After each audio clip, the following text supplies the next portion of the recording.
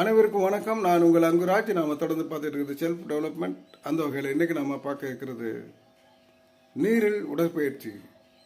நீரில் உடற்பயிற்சியா என்று தோன்றலாம்.